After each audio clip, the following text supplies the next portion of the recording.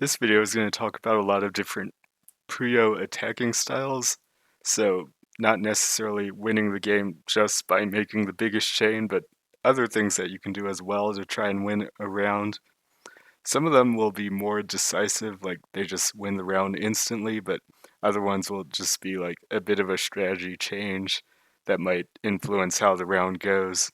So, like this early one idea is an example of that, where you can try starting off a round by making a one chain as fast as you can.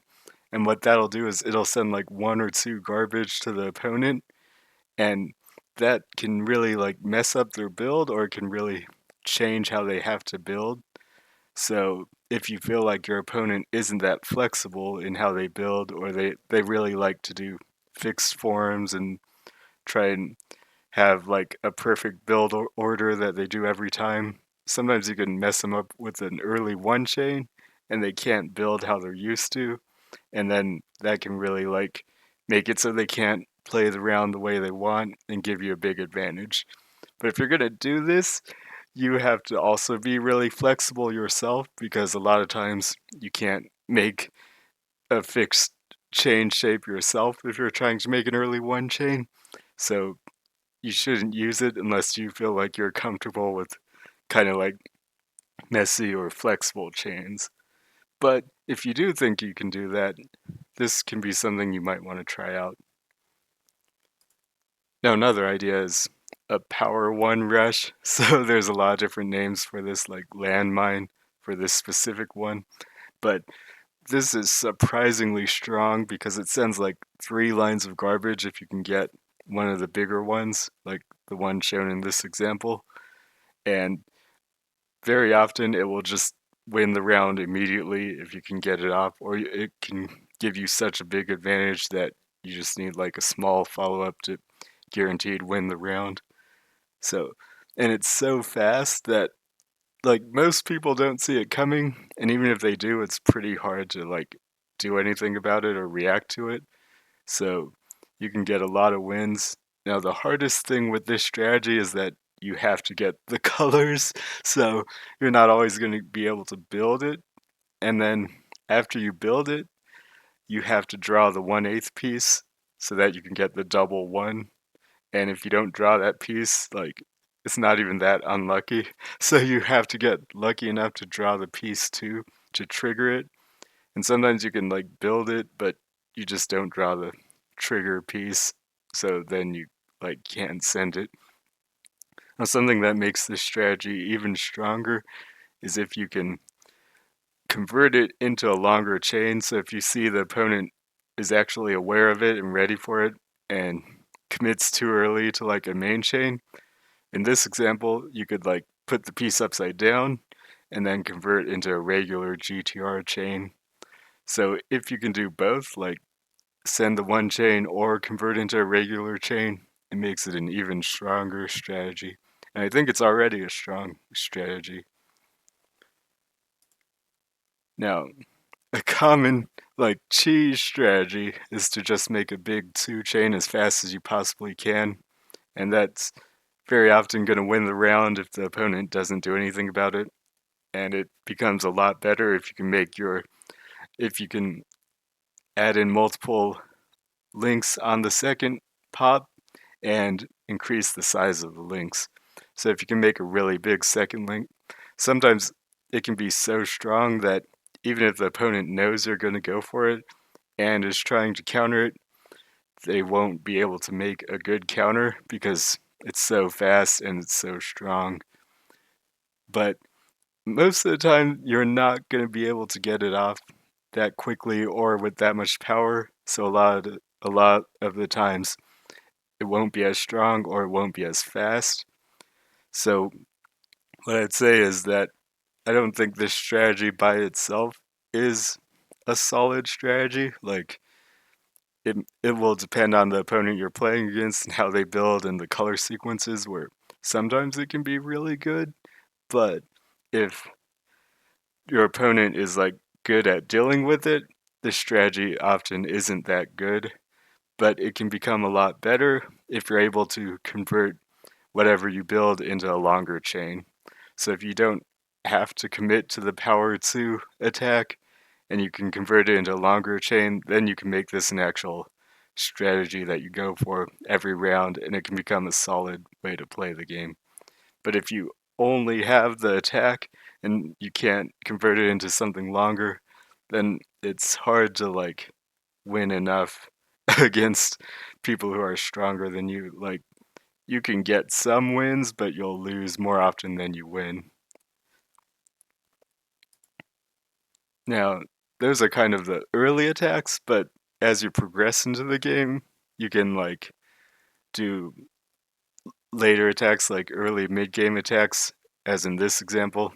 So if you can make a power 2 chain like very fast in the mid-game, that's a very strong attack because most people won't be like ready for it.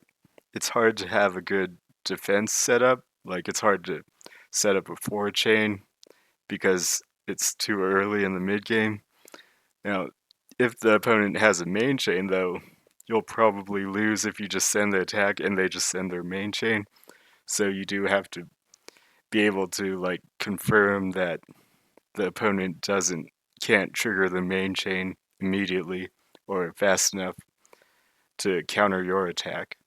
So this strategy is better if you can watch the opponent to decide that because otherwise like you'll lose rounds when they just send their main chain because it'll be hard to like build up from where you are. But besides that, like even if you can't watch the opponent, you can sometimes just have a sense of like my opponent usually isn't ready for these, so I'm just gonna send it, and that can be a good way to go about it. So these types of attacks are usually really strong because they often just win the round and it's hard for the opponent to be ready to counter them. Now, something that is maybe even stronger is what I would call the 1-2 punch, where you go with a one chain first so that the opponent it will give you time to like look at the opponent's field and it will send some garbage that might block important spots on the opponent's field. And then after you send the one chain, you can send your 2 double or your power 2 chain and it will be even harder for the opponent to respond because they have to take the garbage first, and you'll have an easier time to read the opponent's field to know if it's a good idea to commit to your bigger attack or not. So something I didn't mention in the previous one is you want to be able to convert out of the attack if you have to, because that will make the strategy a lot stronger. Because if the only thing you know how to do from the position is to send the attack, then you're like kind of in trouble if the opponent has their main chain. But if you know how to like convert it into a longer chain, then you're not as committed and you don't have to even worry if the opponent can send their main chain, you can just convert it into a longer attack. So like in this, if you can do the same thing here, that makes the strategy even better. So you just make the one chain to see if you think it's good to send the attack, and sometimes you can either like sometimes you can bet on the garbage, like you can think the garbage has a chance of blocking their trigger, so you're going to send the attack before you see. So for the like in Puyo in general, making fast decisions is really important, so you don't necessarily want to like wait and see where the garbage is going to fall. You want to be able to like decide as quickly as you can whether or not you want to like commit to something. Now, you don't have to stick to like 2 chains, so you can go for like 3 chain or higher attacks, but these are less solid, I would say. They're not as good of a strategy in general.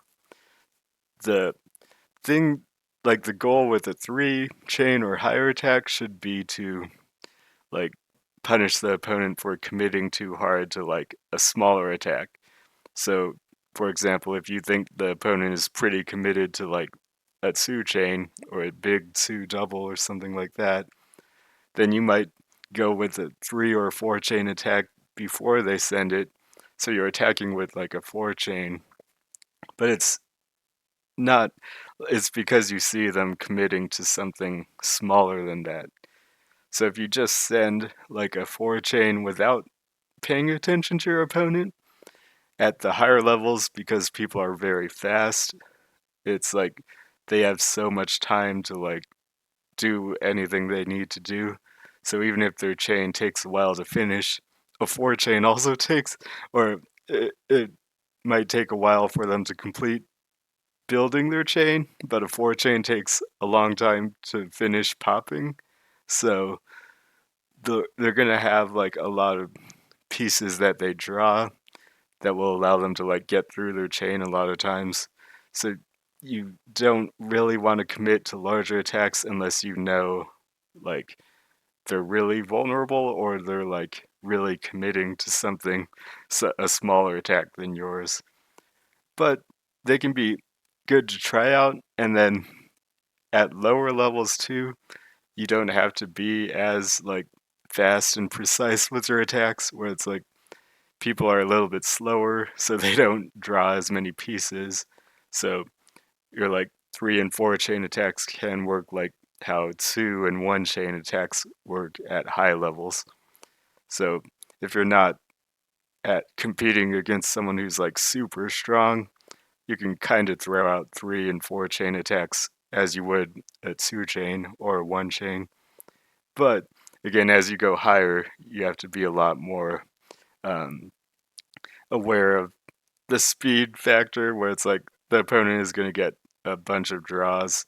So even if it looks like they're vulnerable, if you send a four chain, they're going to get, in theory, they could get like eight plus draws. So they're going to cycle through a lot of pieces and they can draw everything they need a lot of times. Now you have a category that I would call like wild attacks, where you just pop something that triggers something that's very hard to read and it's hard to see coming. So against an opponent who's pretty good at reading the opponent's field, like they'll see, okay, this person has a four chain. They're looking at a four chain, or they'll see this person's looking at a two chain, two double, and they'll have a good sense if you're going for an obvious attack, like a straight forwards attack, because everyone kind of goes for those things because they're good, like I said, but they're also kind of easy to recognize again for someone who's good at reading the opponent. Not everyone is good at reading the opponent, even at higher levels. So it kind of depends on who you're playing, but if you go for these obvious attacks, it's more likely that people will see them coming. But if you go for something that's not so obvious, it can be hard for the opponent to see coming, or they might not be able to read it. Like they might,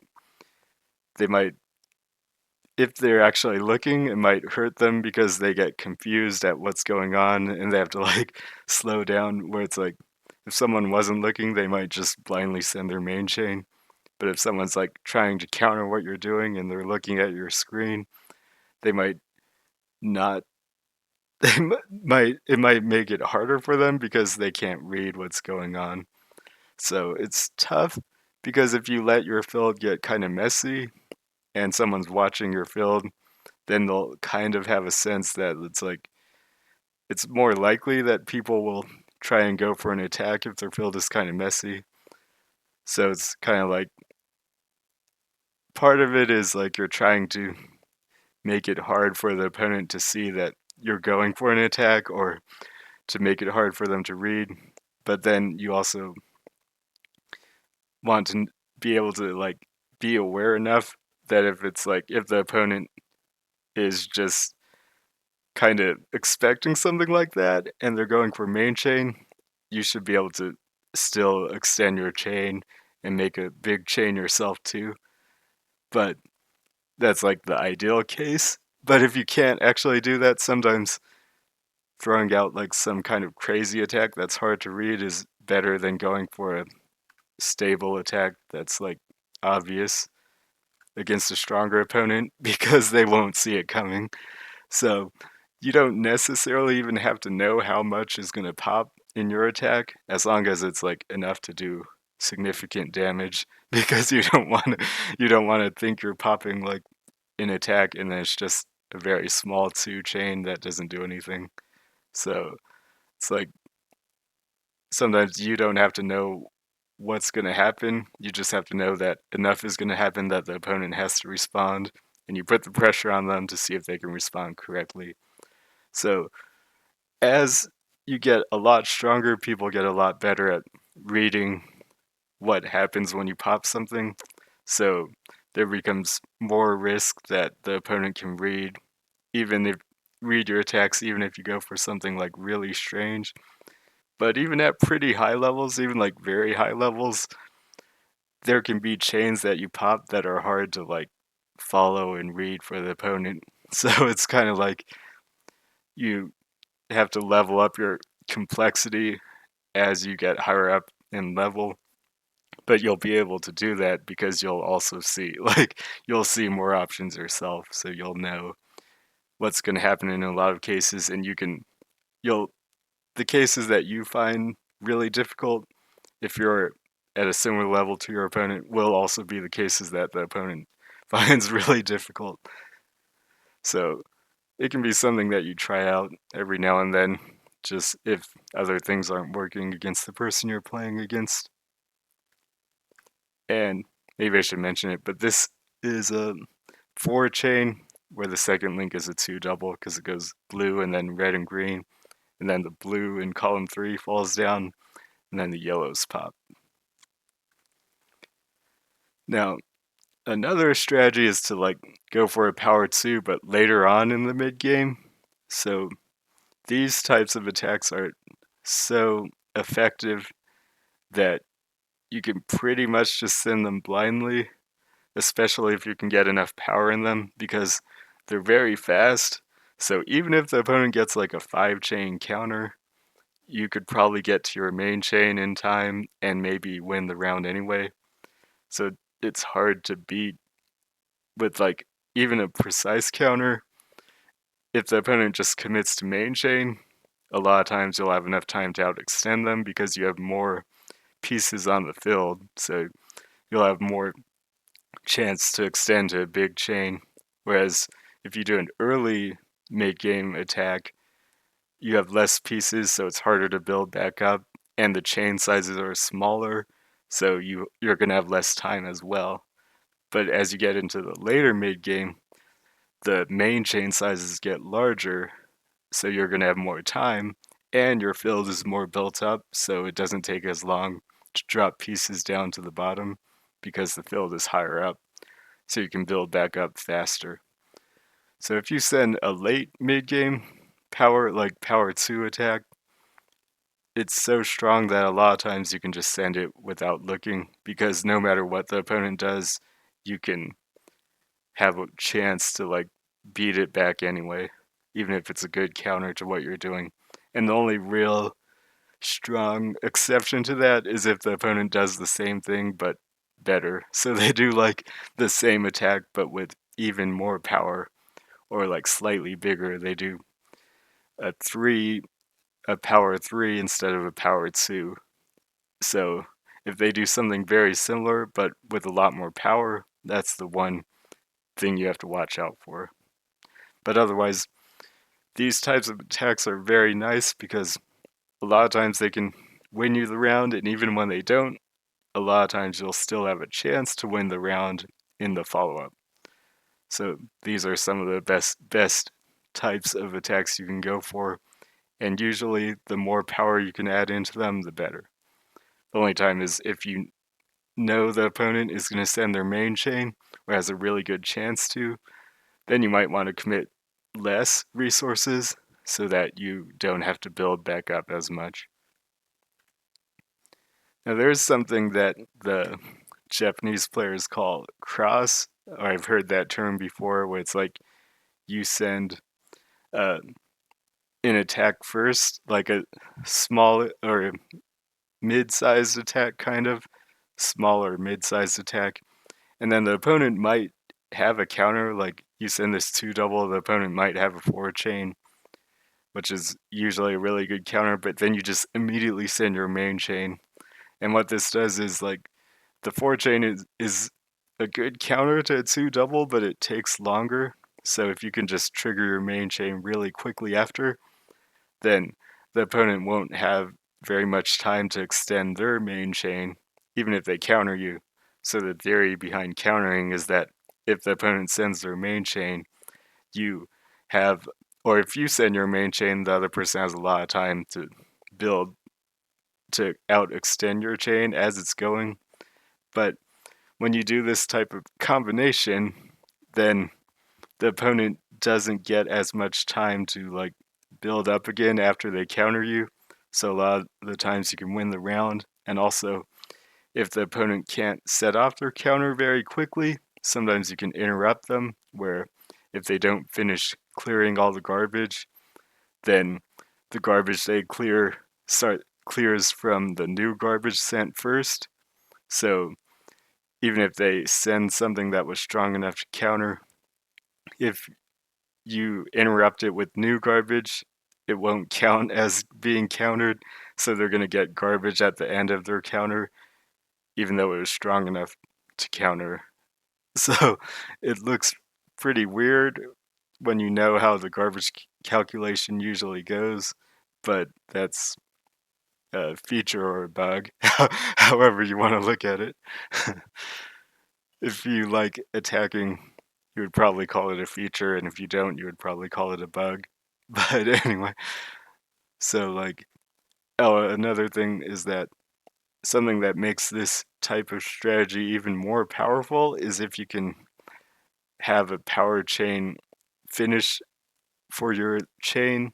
So, like in this example, the tell all pops at the same time. So, rather than having the longest chain you possibly can, it's better to have like a chain that has a lot of power and finishes really quickly. So, that can be a good strategy in general, where it's like if you can make these types of power chains that finish quickly but have a lot of power, it can be a way to counter attacks. So you can commit your main chain against any attack because the opponent won't have very much time because your chain isn't a lot like a max length chain. It's a very it's a long chain, but it's very fast and powerful. So it makes it harder to build up and counter it back. So these are different ideas that you can try out where it's like you don't necessarily just have to try to make the biggest chain and that's all.